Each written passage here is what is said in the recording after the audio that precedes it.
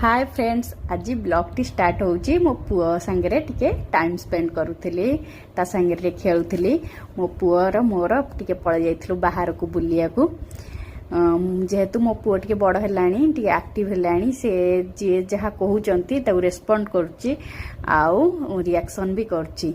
ताको एठी तार जणे माँ हिसाब हेबे ताको ता सहित मुह हले की कथा होतिले आ देखंतु से केमती हसुची, बहुत खुशी होची। जे जहा कहि देले टिके मुरुकी की हसी दउची आउ तार एई व्यवहार बहुत भल लाଗୁची, बहुत बहुत भल लाଗୁची।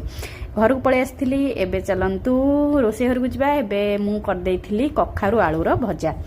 कखारु को चौड़ा चौड़ा करके आलू को चौड़ा चौड़ा करके काटी देइथिली। तापरे तेल टिके पंच फुटण देकी परिबा दे देइथिली, लुण हल्दी देकी घोड़ाई देइथिली। कखारु टिके सांकुली गला परे सेथरे दे देइथिली लंका आउ रसुणर छेचा।